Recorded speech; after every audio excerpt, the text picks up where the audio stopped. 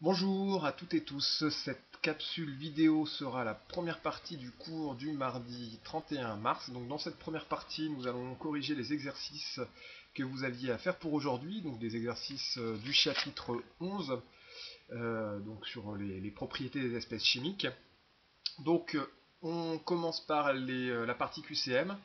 La cohésion d'un solide ionique est assurée par les interactions électriques, hein, exemple Na++ Cl-. Souvenez-vous l'activité, on avait déterminé que la force d'interaction électrique était plus importante entre deux ions de charge opposée, donc par exemple Na+, et Cl-, que entre deux ions de charge contraire, Na+, Na+, ou Cl-, Cl-.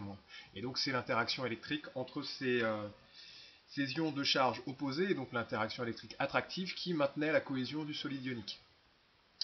Alors, donc réponse A. Deuxième question, la formule statistique d'un solide ionique rend compte des proportions entre les cations et les anions. Réponse B, puisque un solide ionique, comme un liquide, est électriquement neutre. Donc si vous avez un cation chargé deux fois plus et un anion chargé deux fois moins, par exemple prenons un cation A2+, et un anion B-, eh bien la formule du solide ionique ce sera AB2 pour avoir deux fois plus d'anions chargés une fois moins que de cations chargés deux fois plus. Parce que le solide ionique est électriquement neutre. Il nous faut si on a deux charges plus apportées par un cation, il nous faut deux charges moins apportées par deux anions.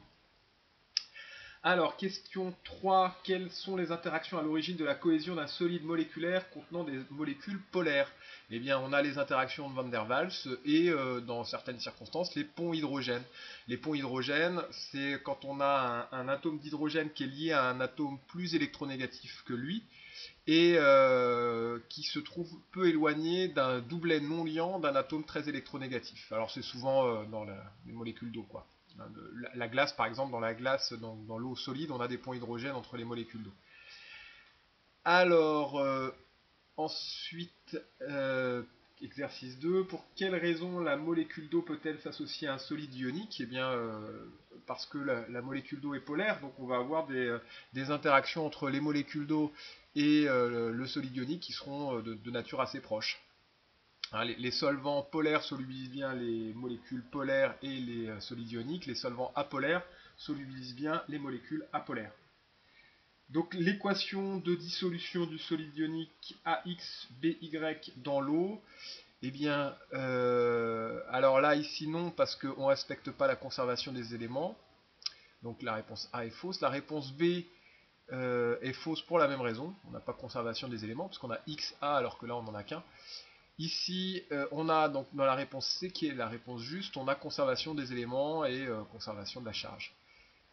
Donc ce qui veut dire que x fois m plutôt devrait être égal à y fois n, de manière à ce qu'on ait autant de charge moins que de charge plus. Et donc on a x élément A à gauche comme à droite, et on a y élément B à gauche comme à droite. Le terme solvaté signifie entouré de molécules de solvant. Dans l'eau on dit hydraté, entouré de molécules. C'est l'une des trois étapes de la dissolution des solides ioniques dans l'eau. Hein. On a la dissociation des solides, enfin des ions du solide, ensuite la solvatation et enfin la dispersion. La dissociation, c'est quand le solvant vient arracher les ions du solide ionique. La solvatation, c'est quand les molécules de solvant entourent les ions du solide ionique. Et la dispersion, c'est quand ces ions entourés de molécules de solvant sont répartis de manière à peu près homogène dans la solution. Exercice 3. Comment choisir un solvant extracteur vis-à-vis du soluté à extraire? Bon, là, il y a trois critères. Les deux solvants doivent être non miscibles. L'espèce à extraire doit être plus soluble dans le solvant choisi que dans le solvant de départ. Et puis si on a plusieurs solvants qui répondent à ces deux critères, le troisième, c'est celui de la sécurité, on prendra le moins dangereux. Donc là, la seule réponse qui était correcte, c'était la réponse C. Le soluté doit être plus soluble dans le solvant extracteur que dans le solvant initial. Comment nomme-t-on la partie d'une molécule attirée par l'eau? Eh bien, hydrophile. L'hypophile, c'est hydrophobe, c'est au contraire, hein, c'est la partie d'une molécule qui est attirée par les solvants apolaires. Et amphiphile, comme le savon, c'est une molécule qui a les deux, qui a à la fois une partie hydrophile et une partie hydrophobe, ou une partie hydrophile et une partie lipophile. Puisque l'hypophile, c'est comme hydrophobe, et hydrophile, c'est comme lipophobe. parce que l'eau est polaire alors que les lipides sont apolaires. Pourquoi un soluté est-il soluble dans un solvant? Eh bien parce qu'il peut présenter des interactions avec ce solvant. Voilà. Les molécules apolaires vont créer des interactions avec les solvants apolaires, et donc elles seront solubles dans les solvants apolaires. Les molécules polaires vont créer des interactions avec les solvants polaires, de même que les cristaux ioniques vont créer des interactions avec les solvants polaires, donc ils seront solubles dans ces solvants-là, et pas dans les autres. Donc là, vous aviez les réponses qui étaient redonnées. Exercice 11, les ions carbonates, donc comme d'habitude, hein, ce poly sera sur le NT. Les ions carbonates CO3- forment différents solides ioniques en se combinant avec des cations. Il fallait écrire l'équation de dissolution du carbonate de magnésium, carbonate de calcium, sodium et aluminium. Alors, en fait ici, il faut déjà identifier les ions. Donc dans carbonate de magnésium, on a l'ion CO3- et l'ion Mg2+. Donc les deux ions qui participent à ce solide ionique ont la même charge. Donc ça veut dire qu'on aura un anion chargé de moins qui va compenser la charge d'un cation chargé de plus. Donc le solide en question c'est MgCO3, et quand il va, donc MgCO3 solide, va donner Mg2 aqueux plus CO3- aqueux. Aqueux ça veut dire hydraté ou entouré de molécules d'eau. Donc là c'est expliqué ici, MgCO3 solide donne Mg2 aqueux plus CO3- aqueux. Deuxième situation, carbonate de calcium, même chose, on a Ca2+, et CO3-, donc CaCO3 solide va nous donner Ca2+ aqueux et CO3- aqueux. Carbonate de sodium, alors là ça change, carbonate de sodium, on a CO3-, mais on n'a que Na+. Pour que le solide ionique soit électriquement neutre, il faut qu'on ait deux cations qui compensent la charge du seul anion.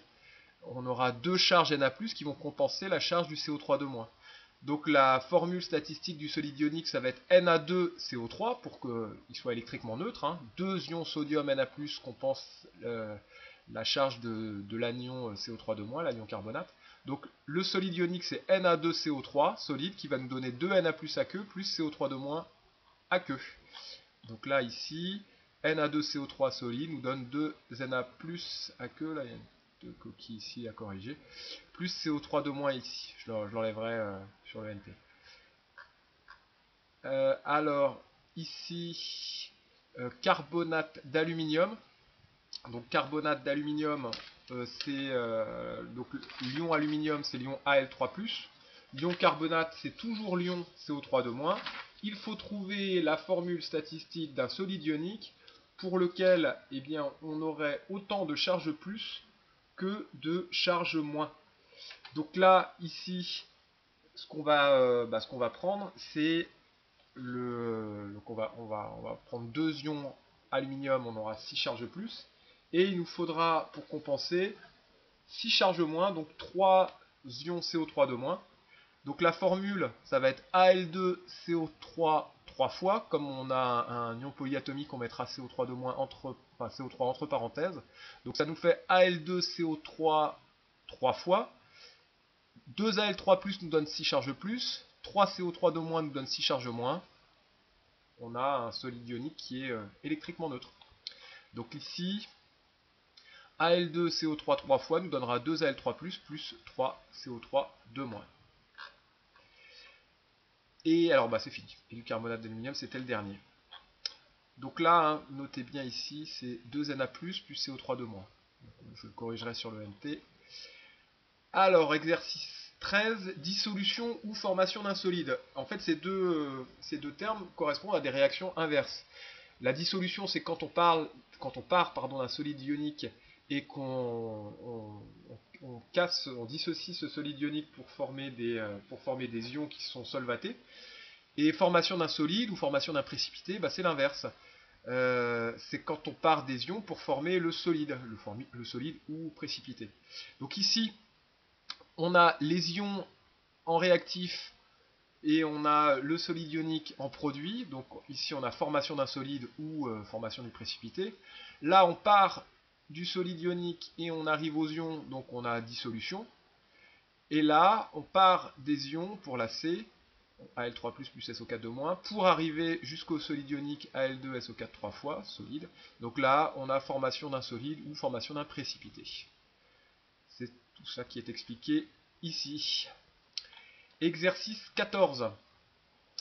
Vous avez des solutions aqueuses de concentration en soluté apportées toutes égales à 0,50 mol par litre.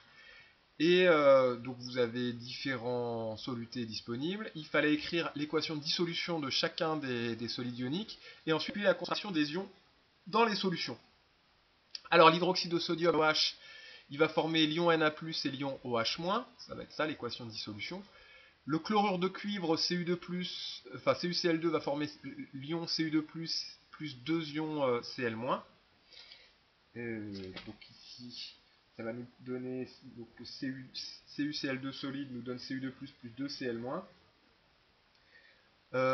BaSO4, donc ça va solide va nous donner Ba2+, plus SO4 aqueux. Donc Ba2 plus aqueux plus SO4 aqueux. Le nitrate d'argent AgNO3 solide va nous donner les Ag plus aqueux et NO3- aqueux. Là, vous n'avez aucun de ces ions à connaître, hein, il serait présent dans les données. Vous n'avez pas à savoir que... Enfin, bon, après, ça se devine parce que vous connaissez l'ion Cl-, donc là, ici, nécessairement, c'est l'ion Cu2+. Il nous faut, pour compenser les deux charges moins des deux Cl-, il nous faut une charge 2+, pour le Cu2+.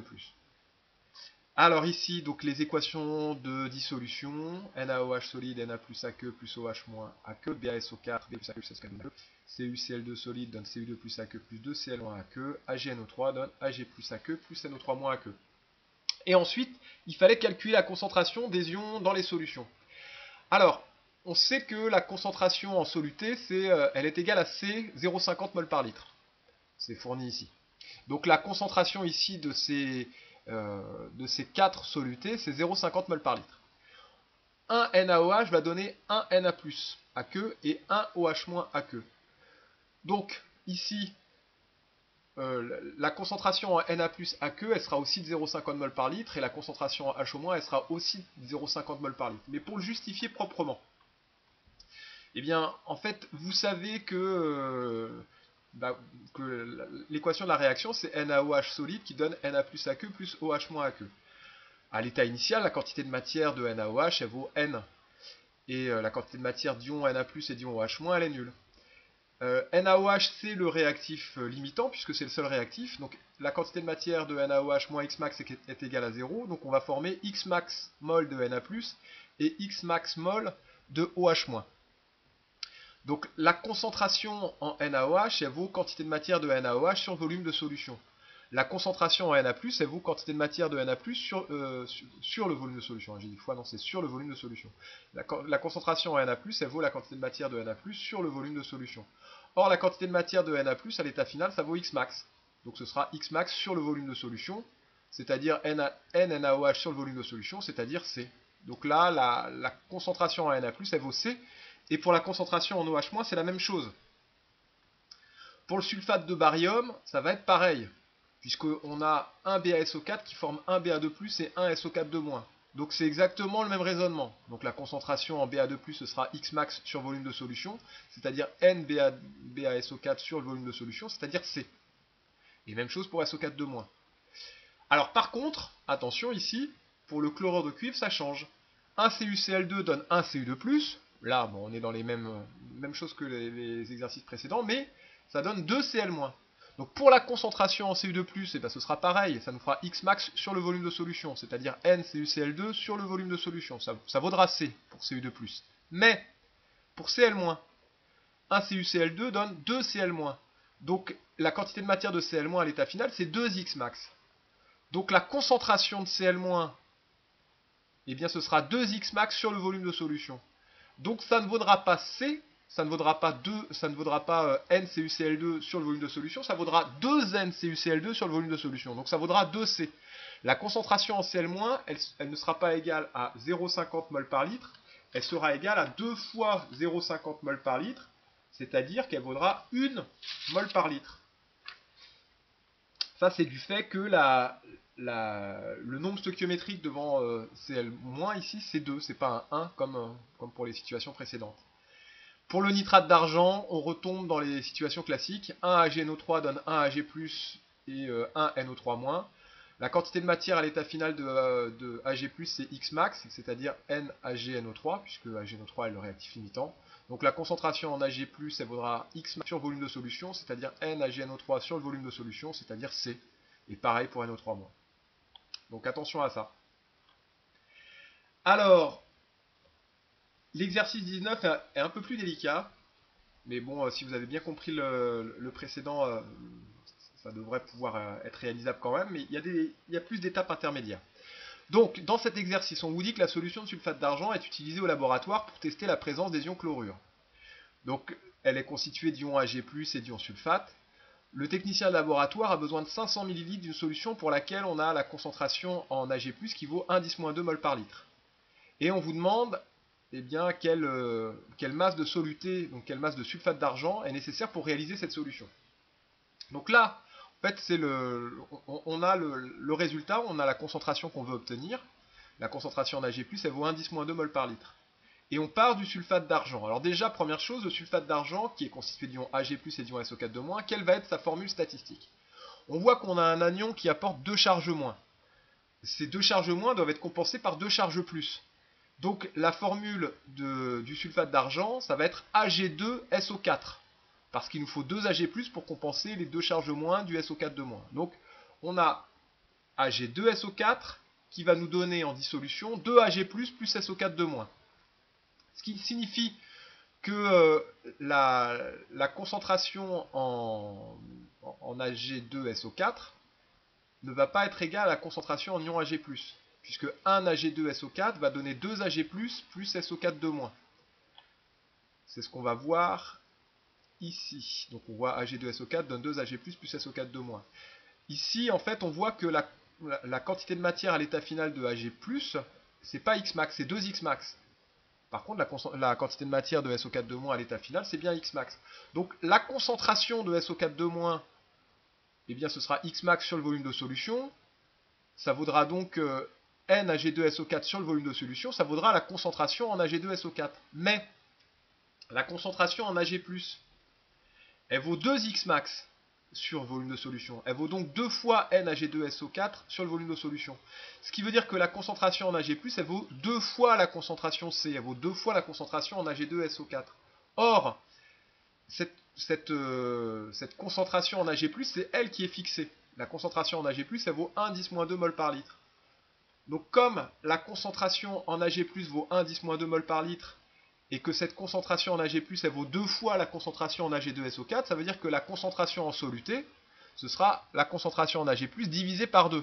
Ici, la concentration, on a vu que la concentration en Ag+, était 2C, 2 fois la concentration en Ag2SO4, donc la concentration en Ag2SO4 doit être égale à la concentration en Ag+, divisée par 2. Donc la concentration en sulfate d'argent, elle doit être égale à 1 10-2 mol par litre divisé par 2. Ça nous fait 5 10-3 mol par litre. Donc on a la concentration en sulfate d'argent, mais nous ce qu'on veut, la question, c'est de trouver la masse de sulfate d'argent nécessaire pour préparer la solution de concentration 1 10-2 mol par litre en Ag+. Donc on a trouvé déjà que la concentration en Ag2SO4, ce ne serait pas 1 10-2 mol par litre, mais 1 10-5 10-3 mol par litre. Mais nous ce qu'on veut, c'est trouver la masse. Alors avant de trouver la masse, on va trouver la quantité de matière. Et ensuite on aura la masse en utilisant la masse molaire. Donc la quantité de matière, ça va être égal à la concentration fois le volume. Le volume, c'est 500 ml, N égale C fois V. Donc on va faire C fois V, la concentration de 5-10-3 mol par litre, fois 500 ml, donc 510-3 litres pour avoir la quantité de matière. Et ensuite, eh bien, la masse, c'est quantité de matière fois masse molaire. Donc on multipliera le tout par la masse molaire. Donc la masse, ça va être égal à quantité de matière fois masse molaire. La quantité de matière, c'est concentration fois volume. Donc la masse, ce sera concentration fois volume fois masse molaire. Et donc la masse molaire, on la calcule en faisant, comme c'est Ag2SO4, ça nous fait 2 fois la masse molaire de l'argent, plus 1 fois la masse molaire du soufre, plus 4 fois la masse molaire de l'oxygène. Et donc la masse d'Ag2SO4, c'est concentration en Ag2SO4, donc 1 10-2 mol par litre divisé par 2, fois le volume 510-3 litres, fois la masse molaire 311,9 g par mol. Ce qui nous fait une masse de 0,78 g de sulfate d'argent pour préparer 500 ml d'une solution dont la concentration en Ag+, sera de 1 10-2 mol par litre. Alors il nous reste 2 exercices à traiter. Le vin, donc on vous demande comment extraire le butane 1 ol d'un mélange contenant de l'eau et du butane 1 ol. Donc là, ça va être le solvant eau et le butane 1 ol. On a 3 solvants pour extraire le butane 1 ol de l'eau. On a l'eau, l'éther et l'éthanol. Alors, je rappelle les 3 critères. Le premier, les 2 solvants doivent être non miscibles entre eux. Le solvant extracteur et le solvant de départ doivent être non miscibles. Autrement, dans l'ampoule à décanter, on ne pourra pas les séparer. Deuxième critère, eh bien, il faut que l'espèce choisie, enfin, pardon, il faut que l'espèce à extraire soit plus soluble dans le solvant choisi que dans le solvant de départ. Donc pour choisir entre l'eau, l'éther et l'éthanol, vous avez des infos qui vous sont données là. On vous dit que l'eau et l'éther sont peu miscibles entre eux, que l'eau et l'éthanol sont miscibles en toute proportion. Vous avez la solubilité dans l'eau du butane 1-ol, et on vous dit qu'elle est complète dans l'éther et l'éthanol, c'est-à-dire qu'on peut mettre autant qu'on veut de butane 1-ol dans l'éther et l'éthanol. Et enfin, vous avez la densité de l'éther. C'est pas un critère, la densité, mais par contre, pour repérer la phase qui nous intéresse dans l'ampoule à décanter, c'est quand même quelque chose d'important, quoi. Mais c'est pas un critère pour choisir le solvant. Donc là, je rappelle les critères. On doit choisir un solvant qui est non miscible avec le solvant de départ, et on doit choisir un solvant dans lequel l'espèce à extraire soit plus soluble que dans le solvant de départ. Bon, on élimine l'eau tout de suite parce que l'eau c'est soluble dans l'eau. On élimine l'éthanol aussi tout de suite puisque l'éthanol est miscible avec l'eau en toute proportion. Donc il nous reste l'éther. Donc parce que l'eau et l'éther sont peu miscibles, mais encore faut-il que le butane 1-ol soit plus soluble dans l'éther que dans l'eau. La solubilité du butane 1-ol dans l'eau est donnée, 77 grammes par litre, et pour l'éther, on vous dit qu'elle est complète. Ça veut dire qu'on peut solubiliser autant qu'on veut de butane 1-ol dans l'éther. Donc, on respecte les deux critères. Le butane 1-ol est plus soluble dans l'éther que dans l'eau, et l'éther est non miscible ou peu miscible avec l'eau. Donc là, le protocole, puisqu'on vous demandait aussi le protocole. On va introduire le mélange au butanol dans l'ampoule à décanter. On rajoute le solvant extracteur, on agite, on dégaze et on laisse décanter. Et on récupérera la phase au-dessus, puisque l'éther a une densité plus faible que celle de l'eau. 0,71 c'est plus petit que 1, donc l'éther va surnager, il va être au-dessus de l'eau. Alors, dernier exercice, on vous dit que le Lugol est un mélange de d'iode, d'iodure de potassium et dans l'eau, et qu'on utilise pour mettre en évidence l'amidon. Quel solvant faut-il choisir pour extraire le diode de l'eau iodée? Justifier le choix. Donc là, les critères sont toujours les mêmes, hein. Le solvant doit être non miscible avec le solvant de départ, et puis l'espèce, en l'occurrence ici le diode, doit être plus soluble dans le solvant choisi que dans le solvant de départ. Alors, on a eau, cyclohexane, éthanol. On ne va pas prendre l'eau puisque l'eau est miscible avec l'eau. On peut prendre le cyclohexane ou l'éthanol. On voit que la solubilité du diode est plus importante dans ces deux solvants que dans l'eau. Donc, pour l'instant, les deux sont encore en course. La densité, je vous l'ai dit, c'est pas un critère. C'est un point important pour savoir où est le solvant qui nous intéresse à la fin dans l'ampoule à décanter, mais ça ne nous aide pas à choisir. Miscibilité avec l'eau, on voit que l'éthanol est miscible dans l'eau, donc on ne va pas le prendre. Par contre, le cyclohexane n'est pas miscible avec l'eau. Donc le cyclohexane répond aux deux critères, il est non miscible avec le solvant de départ et l'espèce à extraire est plus soluble dans ce solvant que dans le solvant de départ, l'eau. Donc on va choisir le cyclohexane parce qu'il respecte les deux critères. On vous dit ensuite qu'on mélange dans une ampoule à décanter 50 ml d'eau iodée avec 20 ml du solvant choisi. Dessinez l'ampoule à décanter avant agitation en précisant la composition des phases et en justifiant leur position.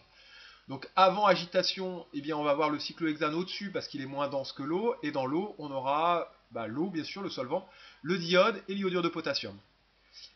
Et la même chose, même question, après agitation, dégazage et décantation, le diode va se trouver dans le cyclohexane au-dessus, puisque le diode est plus soluble dans le cyclohexane que dans l'eau, et au-dessus parce que le cyclohexane est moins dense que l'eau. Et dans l'eau, il nous restera l'iodure de potassium, puisque l'iodure de potassium, même si on ne vous dit rien sur la solubilité de l'iodure de potassium dans le cyclohexane et dans l'eau, on ne fait pas la comparaison, mais l'iodure de potassium, c'est des ions, hein. Les ions sont plus solubles dans un solvant polaire comme l'eau que dans un solvant apolaire comme le cyclohexane. Le cyclohexane, il n'est composé que de carbone et d'hydrogène. Les liaisons carbone-hydrogène sont non polarisées puisque l'électronégativité des deux est très proche, et les liaisons carbone-carbone sont non polarisées parce que l'électronégativité des deux atomes est la même. Donc avant agitation, ça ressemblerait à ça, et après agitation, à ça. Voilà, donc une deuxième capsule vidéo reprendra le chapitre 12 sur la nomenclature. On fera la partie cours en rapport avec le TP de jeudi. A tout de suite.